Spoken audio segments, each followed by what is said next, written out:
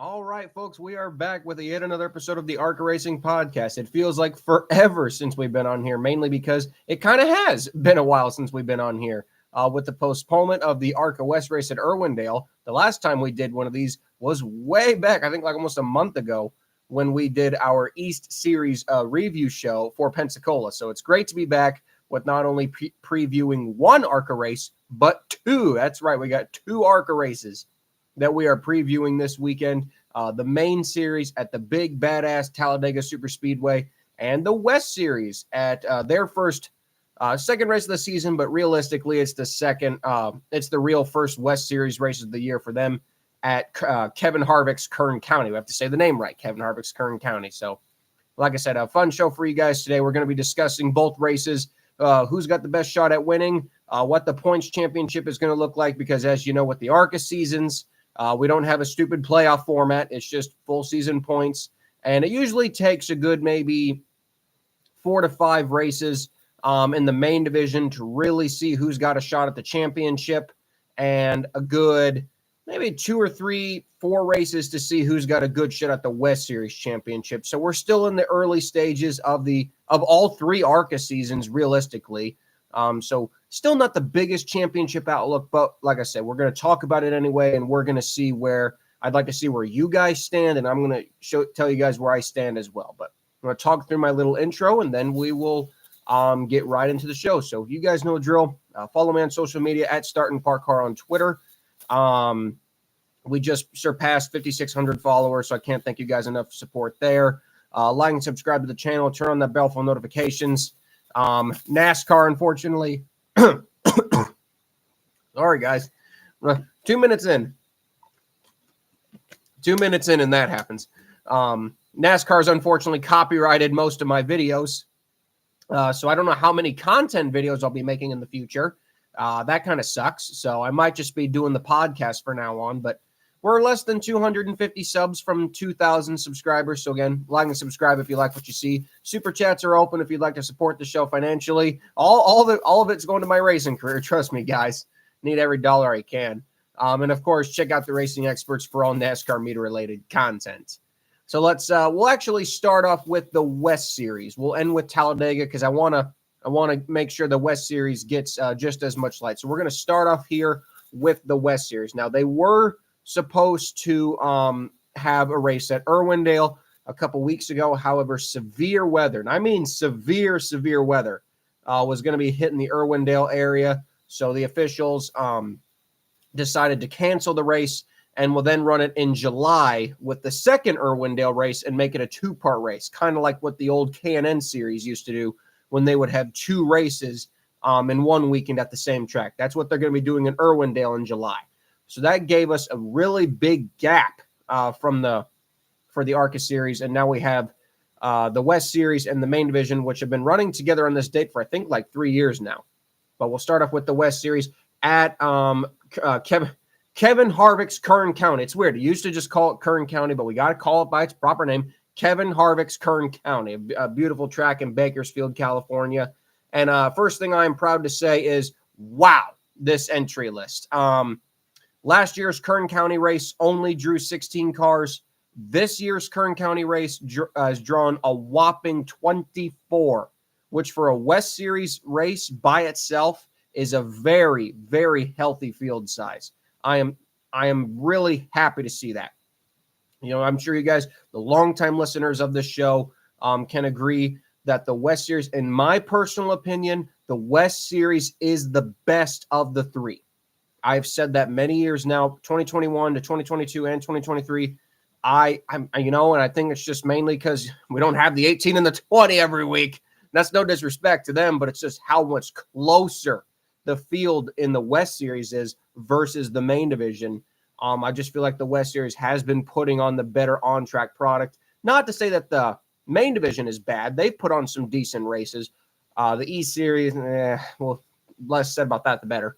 But yeah, but anyway, guys, 24 cars, an 8-car increase. Just that is so. That's just the first positive right there. We'll go over the entry list right now. We will start off with the 0 of Tony Huffman. Now, he was supposed to run Phoenix, but they withdrew mainly because they had a big field size, and more than likely they had no shot at making the race. Now, this is a second Bobby Hillis entry, and Tony is the crew chief of his own car. Now, usually in lower budget terms, that likely means that Tony is a starting park, but nonetheless, having an extra car out there is always a bonus, even if it's just for a couple laps. Robbie Keanley in the number 1. We got Todd Souza, who supposedly was supposed to retire or stop racing. He's still going. Gotta love it. He's in the 3. Eric Nascimento, great to see him back after not seeing them at Phoenix. Cole Raz, great to see him back as well. He'll be in the 5, one of the Jerry Pitts entries. The other Jerry Pitts entry, the 7 of Takuma Koga, the 11 of Danica Dart. Hopefully her race can last more than one turn when she crashed on lap 1 at Phoenix. So good for Danica. She'll be in the 11 for the Keanley team. Good old Kyle Keller. Love Kyle Keller. One of the unsung heroes, in my opinion, of the West Series. Really good driver. In the 12, Tyler Reif, Todd Souza's primary driver in the 13. Of course, we got the McAnally entries up next. Jack Wood in the 16 and Eric Johnson Jr. in the 19. We got the 21 of Henry Barton, the second Nascimento Motorsports entry.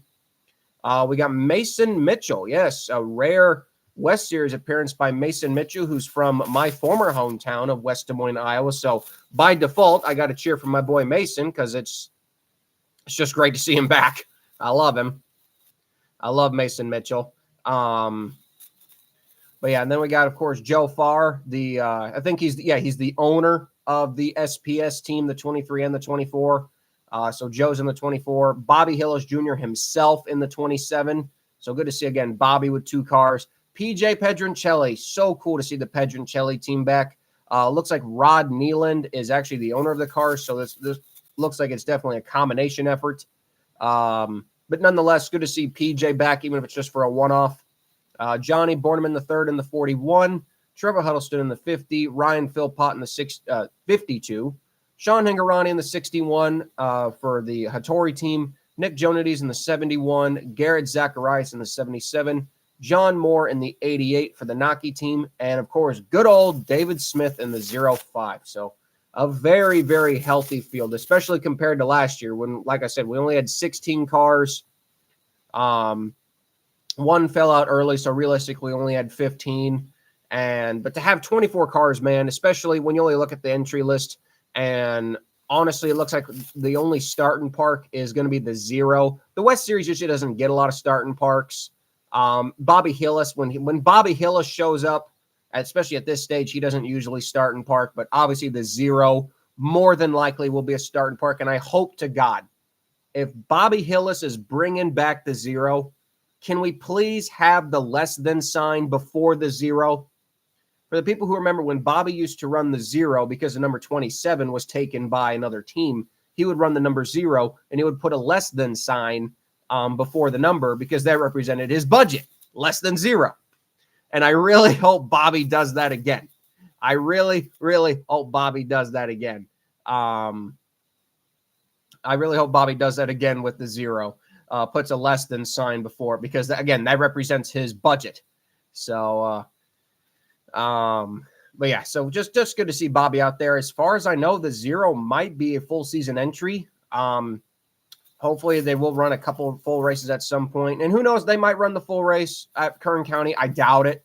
I doubt it, but maybe at some of the shorter short track races like the 3rd miles, maybe we'll see the 0 run a whole race. But it would be nice to see both Hillis cars. But heck, just to see Bobby there after him having to skip a couple races last year, I'll take it. But yeah, very, very competitive race. Now, obviously, the point standings coming into this race, it's hard to really judge it right now because we've only had the one West Series race, and that was the big combo race at Phoenix with the primary division. So like I said, right now the points are kind of skewed. That's why I call this race the real first race of the ARCA West Series season, because right now your top 5 in West Series points are William Sawalich, Zero Ruggiero, Grant Enfinger, Connor Mosack, and Sean Hingorani. All 5 guys, as far as we know, are not running the entire West Series season. It's unclear at the moment right now if Sean Hingorani is running the whole West Series season. We know he's running some West Series races in the 61, but right now it's not 100% clear if he is running the entire West Series season.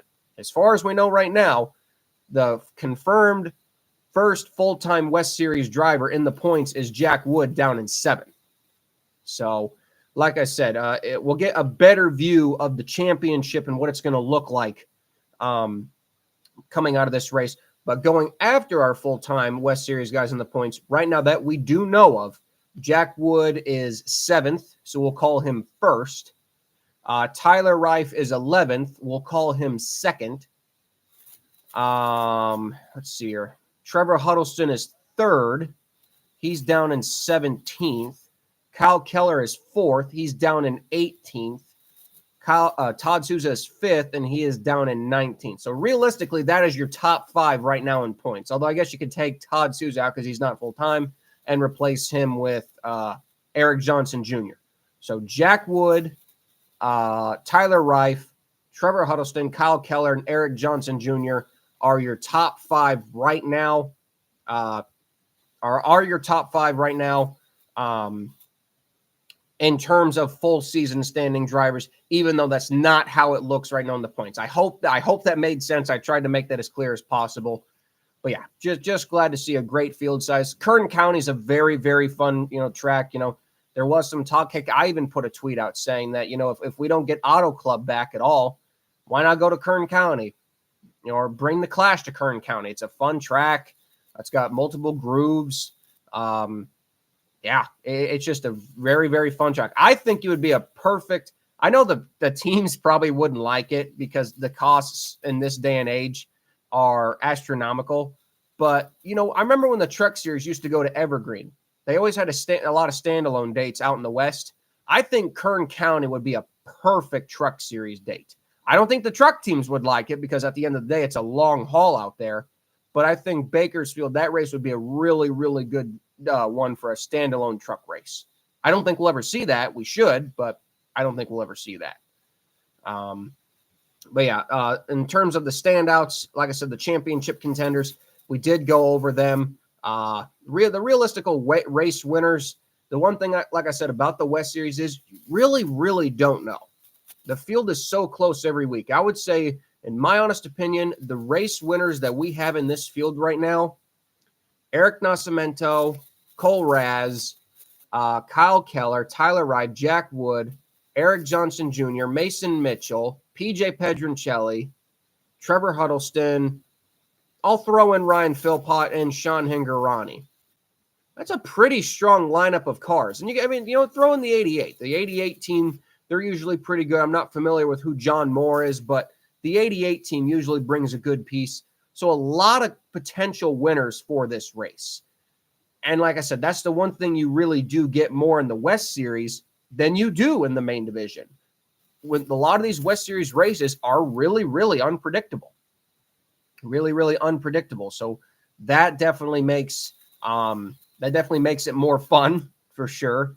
And like I said, it's just great to see even after all these years, after 4 years ago during COVID when we had 11 car fields for the West Series, it is so good to see standalone West Series races drawing over 20 cars again. It's unclear how many cars we were going to get at Irwindale. I got to believe, though, if we got 24 cars for this Bakersfield race, we were probably going to get over 20 cars for Irwindale, which would have been a great field size for that track too. Because the more cars you get at Irwindale, the better race it's going to be. So, John Moore's Cole Moore's dad.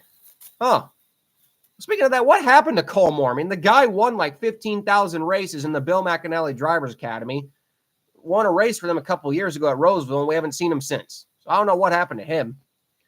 He was a decent little driver, and like I said, we haven't seen anything of him. He went to law school. Well, I mean, I'm glad, that sucks. I mean, he went to law school. Dang. Well, the kid could have been something. So I hope he makes a name for himself in the law. Whatever he's going to law school for, I hope it works out best for him. But dang, the kid really had some talent. Really, really did had some talent. But yeah, so we'll see about that. But in terms of, let's see, a race winner's pick, God.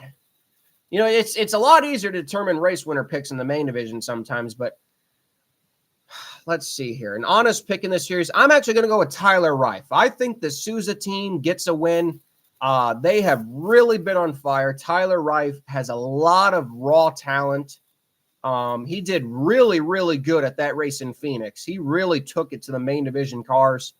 I believe he got a top 10 there, or a decent run at no matter what. I'm going to go with Tyler Reif winning. And my underdog pick, I'm going to go with PJ Pedroncelli, because the reason why he runs this race is because, well, this is one of his better tracks. I believe he won the pole here.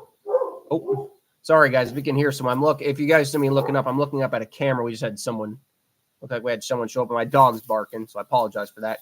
But I'm going to pick Tyler Reif to win, and I'm going to pick PJ Pedroncelli as my underdog pick because, like I said, he won the pole here in 2022, and I think he finished second or third that day.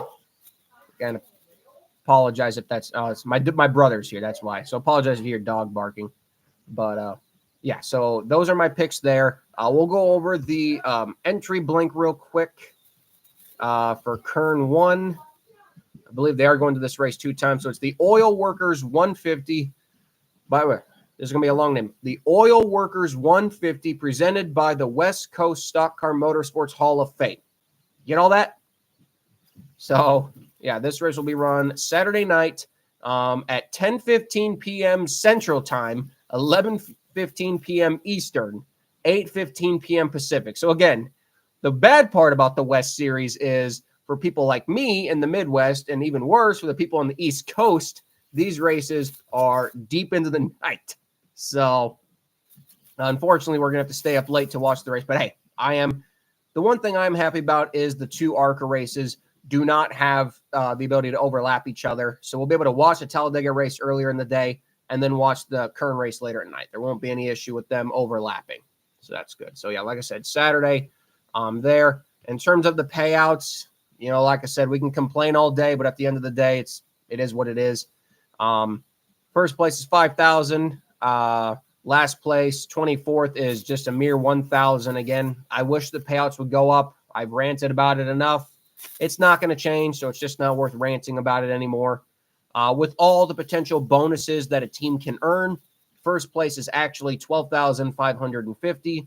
Second place is $5,925. And third place is $3,900. Now, of course, with Flow Racing, the Flow Racing bonus goes to the top 20 cars. That's an extra $200. So definitely for some teams, finishing top 20 will mean just a little bit more money. And like I said, I think that's it. I'm looking through the entry blink right now, seeing if there's anything else I need to point out. It does not look like. It's kind of funny right now. The field was limited. We have 24 cars, and the field was limited to 22 starters for a maximum starting field of 26. So think about that. We were 2 cars away from getting a full field size in the West Series for a standalone. We were 3 cars away from having DNQs in a West race, standalone West Series race. Think about that. That's funny. I can only think about that. We had DNQs for ARCA Maine in 2024. It would not shock me if we had DNQs in the West Series standalone division in 2024. Now that would be something. And if you think I'm lying, go look on the entry blank. It literally says for a maximum starting field of 26. So yeah, but I think it's going to be a great race. Kern County always puts on a good show. We have plenty of West Series cars to put on a good show. I definitely think that this race is really going to show us who the championship favorite, because Kern County is a real driver's racetrack. Managing the tires, the lines will change as more rubber gets laid down. The groove will change. It's a real driver's racetrack. So I think this race might really give us an early insight as who the championship contenders for the West Division could be. So anyway, guys, that is the West Series division portion of the podcast. And I'm sure all of you guys, who you guys are really here for, we are here for Talladega, but I wanted to talk about the West Series first.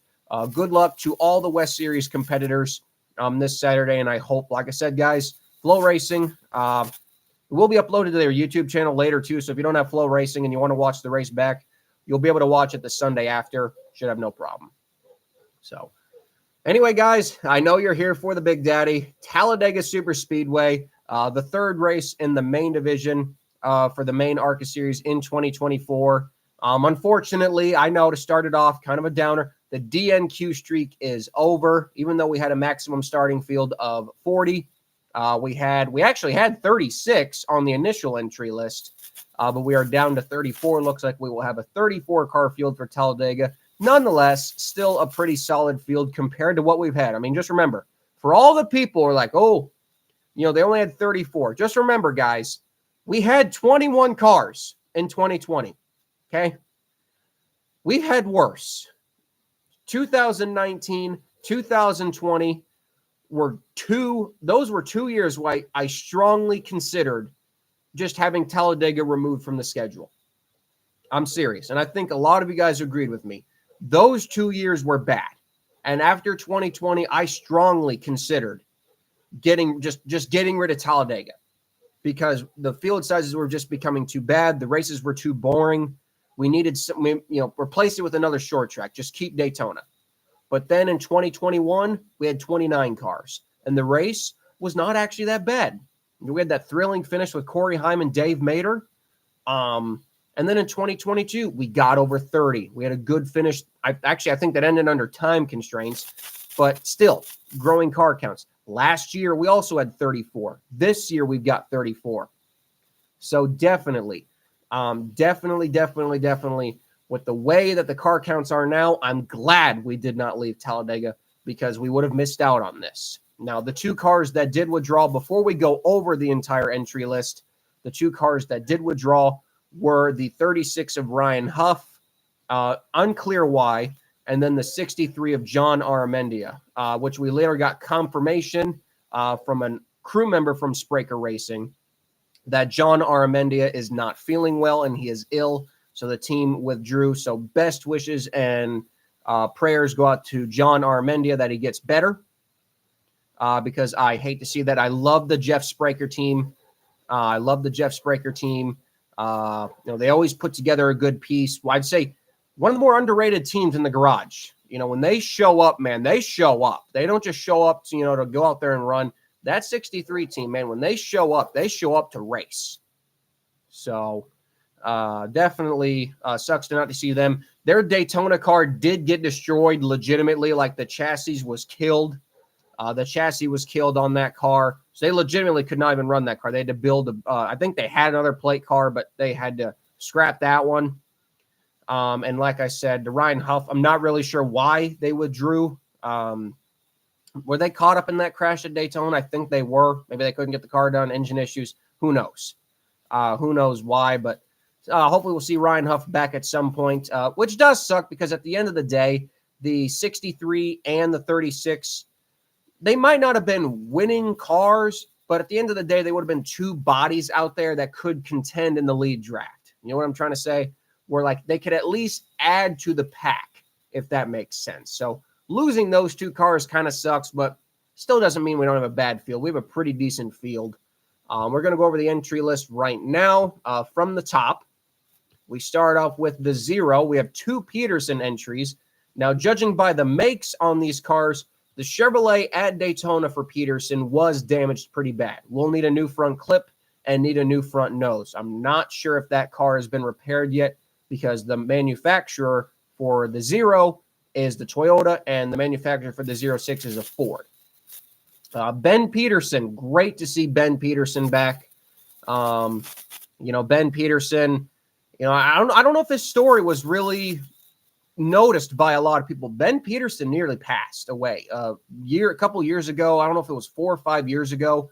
He was in a really, really severe accident. I think something fell on him and he almost got crushed to death. I think. I mean, the guy he nearly lost his life. I am so grateful to hear that Ben Peterson, number one, that he's he's just like 100% again, but he's still allowed to drive a race car. Is he Wayne's grandson?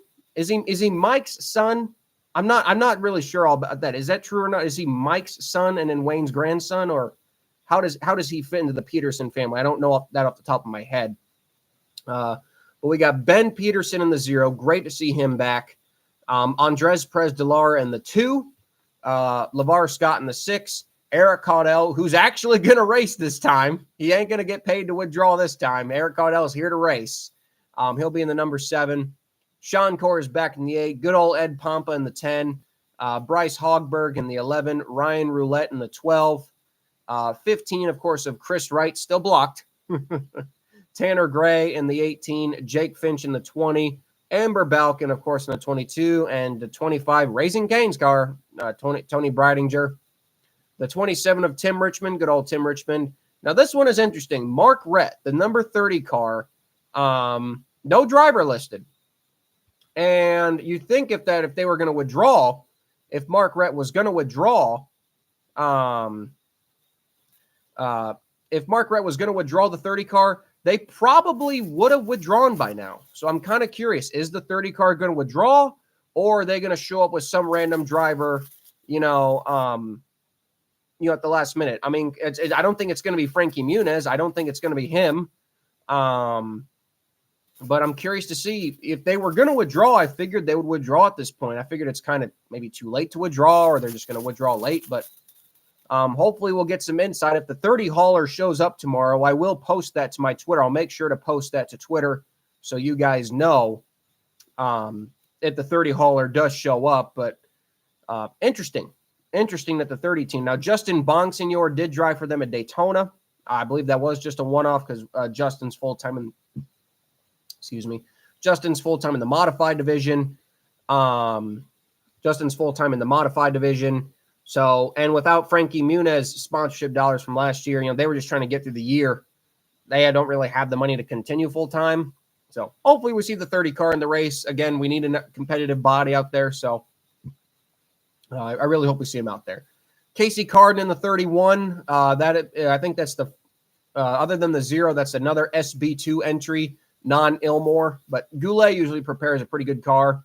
Good to see Carden back out there. Christian Rose in the 32. Greg Van Alst in the 35. No 34 car. Isaac Johnson posted on his Twitter. He tried his best. Isaac Johnson tried his best, but unfortunately could not come up with the sponsorship dollars. And so the 34 did not show up to Talladega. Car was pretty heavily damaged from Daytona, but I'm sure if Isaac was able to find the money, that they probably would have brought a second car. In the chat, this is the first race of the season for Rise Motorsports. I didn't even realize that. Yeah, you're right. So they are glad to make this race.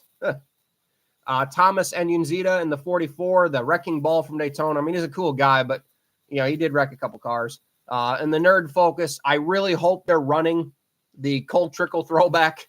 That was a cool looking car. Cool to see Thomas back in the 44. Good old Brad Smith in the 48.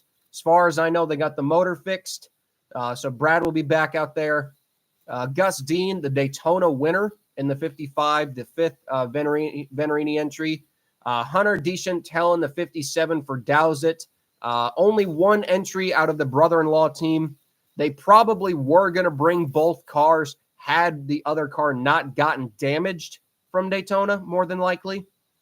But the 75 car was damaged pretty heavily at Daytona. And so they're only bringing the 57, which actually missed the field. So there was no damage to that car at all. But good to see that team out here. Jeff Scottfield in the 68. They were going to run under the number 07. The only reason why I can think that they're running under the number 68 is that they would be in the top 36 and be guaranteed into the field. Or the 68 might be going after the top 20 owners bonus. We'll just have to see. But we've seen Kimmel kind of play that strategy before. So, but nonetheless, Jeff Scottfield is back in the 68. Scott Melton, of course, in the 69. Good old Andy Jankowiak, the pizza man, and the number 73. Chuck Buchanan Jr., not really sure if they had planned to run Talladega, but they missed Daytona. So they probably wanted to run Dega as a makeup race. AJ Moyer, who also missed Daytona, is back here at Talladega in the 88. Caleb Costner in the 93. Jason Kitzmiller in the 97. Dale Shear, who missed Daytona as well. Glad to see he'll make the race in the 98. Michael Maples in the 99. Cody Dennison, he'll finally get to race. I mean, he ran in the East race, but he'll get to make his main series debut driving the frog car. So that car won't be hard to find. Cody Dennison, the 01. Alex Clubb in the 03. And Con Nicolopoulos. How about that? Con Nicolopoulos making a return to the ARCA series for the first time in a couple of years. He will be in the 06. Now, our non-Ilmore entries, as far as I know, are the 06, the 48, the 31, and the 0. I believe those are our non-Ilmore entries. I believe everybody else will have an Ilmore and will not get the horsepower penalty that pretty much renders you impossible to keep up with the draft. So I think that right there would put us at 30 cars that will have Ilmores. I think that's a pretty healthy field. Really do. Pretty healthy field size for the Ilmores. Even if Dale Shear's got an Ilmore, but it's old. It's an old Ilmore. The good news in this race, though, I don't think we'll have any starting parks. We actually did have a starting park in this race last year. Tim Monroe, the number 12, he was a starting park. You can kind of say Alex Clubb was a starting park too, because they were bringing a car that was not supposed to run Talladega. They just kind of had to bring it to be able to stay on their owner's bonus. But they only made 7 laps. So realistically, you could say we had 2 starting parks last year in the 34 car field. But this year, I don't see any. All 5 fast track cars are running the whole distance. Peterson would not bring a second car to just start and park, not with everything you have to do, because you have to rent the shocks, rent the springs. You have to go through the painstaking part of, Talladega tech or, plate racing tech. And believe me, we did tech at Daytona. I was with Alex Clubb's team at Daytona, and tech sucks. I hate plate racing tech. I hate it with a passion. I understand they got to check everything, but man, I don't like it. But yeah, so I don't think Peterson's going to start and park the 0. If Ben is, you can hear my dog, probably with my dog upstairs.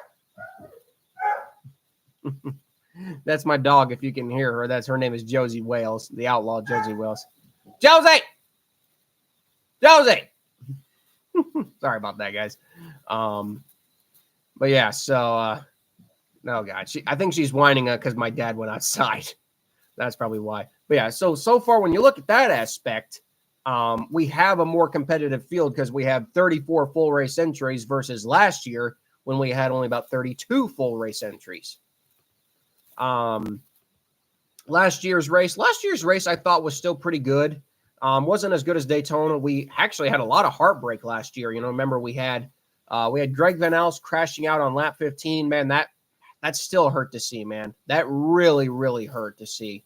And then we had the weird restart pileup where they were coming to the restart and they just piled into each other and half the field crashed. It felt like. And then we had that finish. Jesse Love, despite the inexperience on the plate tracks, Gus Dean, you could say he pretty much pushed Jesse Love to the win. I do wonder, man, Gus Dean, like what we saw back at Daytona, man. Gus Dean gave no Fs at Daytona. He pretty much admitted at Daytona in his post-race interview that I do believe he was supposed to push the 20 to the win or supposed to help the 20 to the win, because he did that last year. To the 20 at Talladega last year. He pretty much pushed Jesse Love to the win last year. Did not make a move.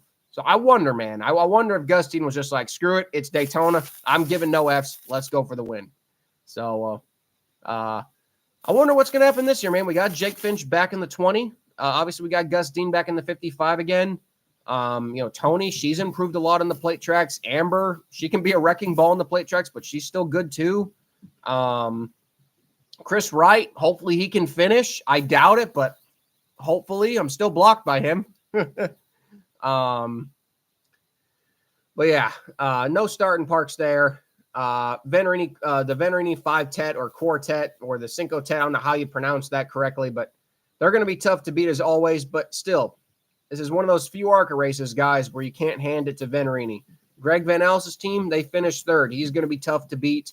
Thomas Anyanzita, man, he was second. For his lack of inexperience, he was competitive the whole race at Daytona. He's a competitor up there. Can never count out the JGR car, the 18 car. They always bring a good piece. Guys like Tim Richmond, he finished top 5. You can't count out the Rev Racing cars. Can't count them out. Let's see. Who else in here? You can't count out. I wouldn't say don't count out Andy J. That's right. Andy Jankowiak. Don't count him out. The Scott Melton. Scott Melton, the Kenwell cars, they always bring a good piece. So I would say count him out. Maybe not for a win, but a top 10, top 5 finish. Same thing with Costner, especially Kitzmiller. Yeah, don't count out Kitzmiller for a win. He went up there and led Daytona a couple of years ago. He knows how to do it. So it's definitely one of those races where you can't just hand it to the 18 or the 20. It's definitely, Sean Corr. Didn't even think about him. Didn't even think about him. Yeah, throw in Sean Corr too. So this is definitely one of them races where you can't just hand it to the 18 or a Venturini car. It's definitely one of the more wild card ARCA races of the year, and it definitely makes it more enjoyable. That's for sure. Not throwing any shade, just being honest.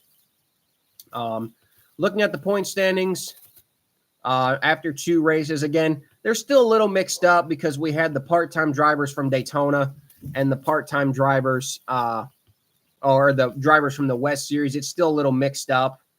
But right now, Greg Van Alst, who, as we know, is going to be running the whole division, he is leading the points right now. We have a 2-way tie, or a tie, I guess, for second. Christian Rose and Andres Perez de Lara share second and third. I think the only reason why Christian holds second is because he's got a better finish. Amber Balkin is fourth. LeVar Scott is fifth. Andy J is in sixth right now, but as far as we know right now, he's only running 12 of the 20 races. Alex Clubb is seventh. Sawalich is eighth, but he's not run the whole season. Neither is Gus Dean. Neither is Isaac Johnson. Neither is Gio Ruggiero. So the real eighth place in points is Tony Breidinger. And then, let's see here. I'm looking down the list right now. We got Chris Wright. He's in ninth. Michael Maples is in 10th. This is full-time driver points. And then here, scrolling down, I think Caleb Costner is 11th and Brad Smith is 12th. Did I miss anyone who's running full-time? Not sure, but like I said, we'll get more of a better look. Especially, you could definitely say that this is one of the races that could, really not necessarily decide the championship, but could really screw up the championship. Because, like I said, remember, guys, coming into this race last year, we were all talking, man.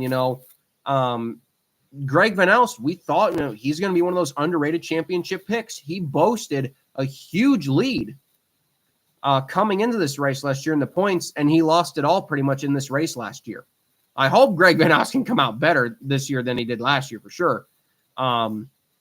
This is definitely one of those championship deciding races. You could really say this race, Kansas and Charlotte coming up are really going to be those championship, really factoring races. It's the short tracks where maybe, you'll see some of the guys who will struggle on the bigger tracks start to gain that back.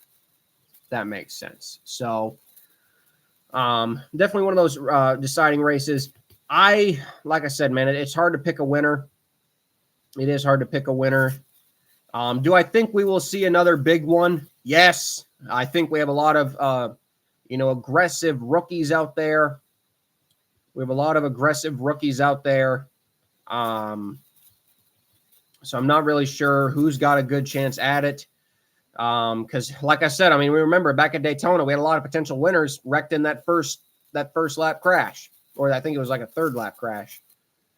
But if I had to go honest, an honest pick, I'm actually going to go with Greg Van Alst. I'm going to go with Greg Van Alst. I'm not even going to put him as my underdog pick. I'm going to go with Greg Van Alst as my winner's pick for Talladega. And my underdog pick, I'm gonna actually, you know what? I'm gonna give it to Andy J. I'm gonna give it to Andy J. I think the Venturini cars are gonna get beat this weekend, but I'm gonna go with Greg Van Alst as my main pick, and I'm gonna go with Andy J. Andy Jankoliak as my underdog pick. I'm not sure what you guys in the chat have, but those are my picks for the race. We're gonna go over the entry blank real quick. I'm gonna pull that up. Pull that up real quick. And again, you guys can find these yourselves. I tell this every podcast. Go to the competitor website on the ARCA website. They have it open, and you can find all the cool entry stuff that usually NASCAR hides from the fans. But for ARCA fans, it's all open. Trying to find the entry blank real quick, but the website's kind of playing with me. There we go. Talladega entry blank. Still hate the new Talladega logo, by the way. I'm not sure how you guys feel about it. First place is 17,000. Last place, 34th, is $22.50. Not $22.50, $2,250. Of course, the top three finishers with the contingency awards, $25,000, $650 is the maximum for first, $16,575 for second, and $11,350 for third. No qualifying. There is no qualifying for this race, which doesn't make sense, but at the same time, it does. It's not a big deal. It's not a big deal. I'm not sure who that puts on the pole. I believe it's lined up by last year's owners' points. So I believe by default that puts Jake Finch on the pole. Is that correct? I do believe is that correct? I believe it's set by last year's owners' points. So that puts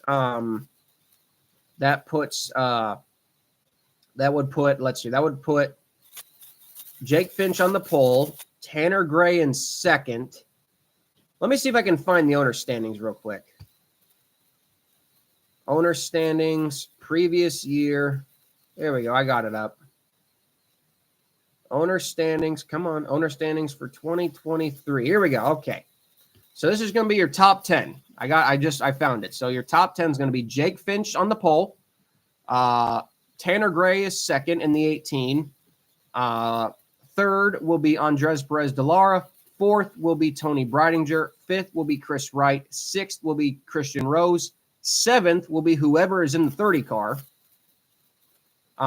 Eighth will be the number 11 of Bryce Hogberg.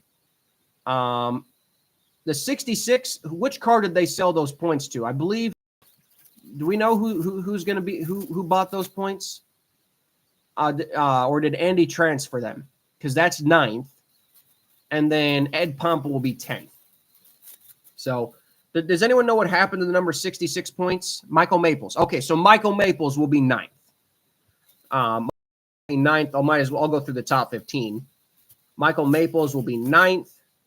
And then Ed Pump will be 10th. Ryan Roulette will be 11th. Alex Clubb will be 12th. Con Nicolopoulos will be 13th. Brad Smith will be 14th.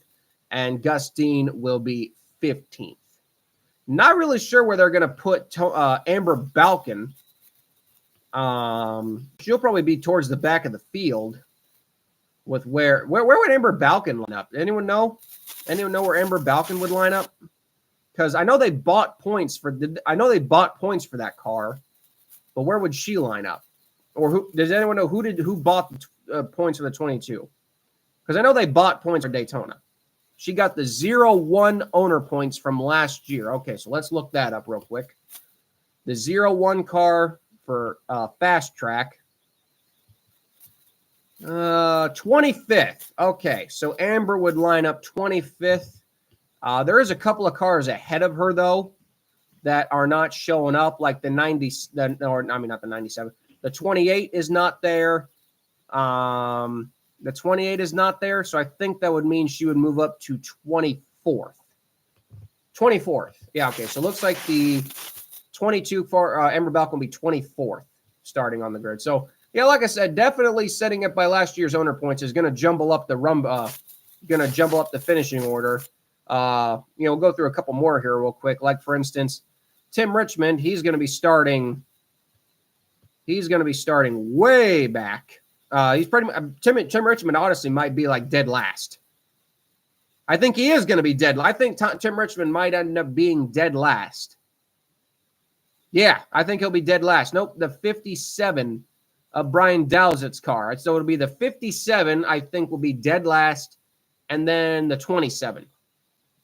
Now, of course, we will have some cars that will drop back to the field. I mean, oh yeah, well, no, the 88 bought points. The 88 bought points, so I don't think the 88 is going to be. The 0 was starting last? I thought the 0 was starting last. I thought the 0 ran races last year, right? I don't know. I don't know, guys. Oh, the 88 got the 0 points. Okay, so the 0 is going to be starting dead last. I don't know, guys. Maybe qualifying would be a little easier if we just did that. The cars are going to see some track time. ARCA will send them out in groups like they did for Daytona, just to get the cars buffed in. I like that idea. I don't like what NASCAR does when they just throw them out there on track for qualifying. I've never liked that. I think, getting the cars out there for a couple laps, make sure, everything's right with the motor, temperatures and setup. I like that. I like that a lot. I think it helps the teams make some final adjustments for the race. Whereas, the driver goes out there for 2 laps in qualifying and they pretty much have no idea what they got for the race. They don't know how it's going to draft. They don't know if it's going to be good or bad. So we'll see the official lineup. I'm sure ARCA will post it probably tomorrow. Once everyone gets to the hauler and checks in, I'm sure we'll get the official lineup tomorrow. But yeah, one thing we do know is that Jake Finch will be your pole sitter and that Tanner Gray will be your second place. That'll be your front row. We know that. We know that for sure. But yeah, I think it's going to be a good race. I think it's going to be just as chaotic as Daytona.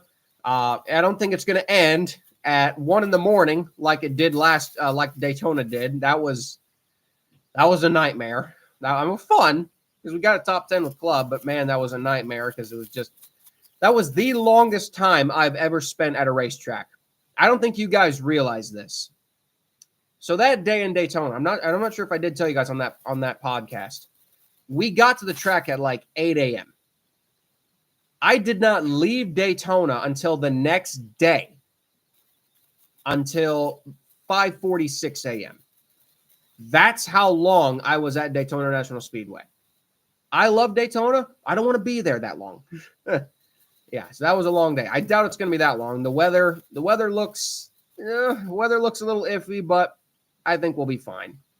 Definitely there'll be a little nervousness, but I think we're going to be okay. I'm sure they're going to try their best to get the race in. However, if ARCA does get rained out on Saturday, they will be running on Monday. If you guys want to answer that. So early championship picks, though, like I said, I give it to Andres Perez de Lara, in my personal opinion. But like I said, this is going to be one of those deciding races. So will Dover, so will Kansas, and so will Charlotte, like I said, with how impactful those races will be. Yeah, like I said, guys, it's going to be interesting for sure. It's going to be a fun weekend of ARCA racing. 2 races, one early Saturday, one late Saturday. Both are going to be action-packed. I expect chaos in both of them. And yeah, like I said, that's why I love this series so much. That's why I do this podcast. As for my Salem Supercar start, now for the people who don't know what that was, I did compete in one of my first ever stock car races. Plan to do some ARCA action this year. Wanted to run a Salem Supercar race to get some acclimated ahead of time. Now, what is a Salem Supercar? It is basically a standard cup car from like 2005, 2006, an old steel body cup car, basically. Steel body cup cars from the 2000s with just a crate motor. It's a 602 crate engine. They make about 350 horsepower. And we run on very unique Hoosier tires with grooves in them. And it's pretty much it. Other than that, like I said, it's a standard cup car. It's a full-size stock car, no smaller than a late model, no smaller than nothing. It's a full-sizer. It's a growing series, like I said, locally in the Midwest and for Salem Speedway. It's more of a track championship type series. It's a growing series. We only had 8 cars. However, that is our biggest field that we've had. So 8 cars. We had 4 cars in the Kimmel stable. Then we had 4 other entries from other people. We had Joe Cooksey, Todd Kemp, Shane Slider, and Kim Ham. And then we had in the Kimmel stable, it was me in the 68. It was me in the 68. It was Jamie Mosley. Remember Jamie Mosley? That name might ring some bells. He was in the 11. Scott Melton in the 44. And Brian Rose in the 69. Yes, that Brian Rose. The Brian Rose that got suspended in the early 2000s from the Truck Series. You guys might remember him. He ran in the Truck Series in the early 2000s. And he got suspended. He actually came back to run some ARCA races in the mid-2000s, and unfortunately got into some legal troubles, but he's back out, and he was a lovely guy. I got no bad things to say about Brian Rose. He was pleasure to work with, and he knows his stuff on track. He ain't a bad driver at all. He won the feature race. I think Scott came in fourth. Jamie in sixth, and I was in seventh. Is Brian going to come back to ARCA? As far as I know, Brian might actually be coming back to ARCA, because when I talked to him, he said that he was wanted to do Michigan, which would probably be ARCA. But then he also said he was wanted to do Darlington. Now, as we know, ARCA doesn't do Darlington. That would be awesome if ARCA did Darlington. But we could see Brian back in the trucks. I'm sure with his experience, NASCAR would easily approve him. Again, if he clears a drug test, he's obviously got the experience behind him. So who knows? Maybe we'll see Brian Rose back in NASCAR. Now, that would be cool. That would be cool to see Brian Rose back in NASCAR. But yes, a lovely guy. It was great to speak to Jamie Mosley. Great to catch up with Joe Cooksey. It was just a lot of fun. Salem is difficult. Wow, that is a tough track. And, like I said, the key with these cars was not using the brake as much, trying to keep yourself in the throttle. The interesting part about Salem is it's just a really, really unique track. There's no, high groove and low groove. There's one preferred groove. You enter in the middle, wash up a little bit, and then you enter in really low off of 2 to hit the patches of pavement to get a good run off of turn 2. And then in turns 3 and 4, you kind of enter in middle, wash up a little bit, and then diamond it back down to get a good run off. It's a very, very unique track. I can see why the ARCA drivers love running there. I can see why it's such a fun track to run on. It really is. It's basically ARCA's version of Darlington. It eats up tires, but it's a lot of fun to run on. And like I said, I finished 7th of 8. Wasn't last, but I made the rookie mistake. I burnt up my right rear tire too quickly, and I slid the front tires really badly in the first couple laps. It was one of my first asphalt races. The 5th time I've driven a car on asphalt, but it's just, like I said, rookie mistakes. And it's just, you're trying to go hard. You're trying to keep up with the field, but I just slid my tires and I ruined them in the first 10 laps, I ruined them in the first 10 laps. So I was just kind of out there for a Sunday drive basically, but I feel like I did my best. And like I said, I can't wait to attribute that to an ARCA ride. Fingers crossed, guys, that we can get an ARCA ride for Iowa. Still in talks right now. Some teams fell through. Still looking for a sponsor out there. So if anyone has a sponsor and they want to sponsor me, I can send you anything. I can send you renders. I can send you my marketing profile. I can send you anything. Send you anything you guys need. So that's my dog running again, if you guys don't mind that. She's a whiner. Anyone else have a whiner for a dog? My dog's a big whiner. But anyway, guys, it was a lot of fun. Like I said, hopefully I do better in the ARC series in terms of not running the tires off. We're about to make my father. My father's right there, but he's not. He's just off camera. There's my father right there. So if you guys want to know how crazy I am, he's about 15 times worse. But anyway, guys, that's kind of the Salem Supercar race. Go check out the video. I put up a fun 11-minute video. No, I'm not saying anything, and it's just pictures, videos my father took, and then snippets from the broadcast just kind of compiled together. So if you guys want to go see what it's like, go check it out. You guys can do it too. It's a really affordable racing experience. If you live in the Midwest, reach out to Kimmel Racing on Facebook. I can't give you the Kimmel's information, unfortunately, but go reach out to Kimmel Racing on Facebook, and they reply very quickly on that account. Will and Bill are on that account a lot. So if you guys want to check it out and maybe do it yourself, reach out to them, and they can hook you up, man. It's a lot of fun. It's very affordable. And like I said, I used that to transition myself into ARCA, and yeah, just looking forward to it. And hopefully we can put something together for Iowa in a little over a month away.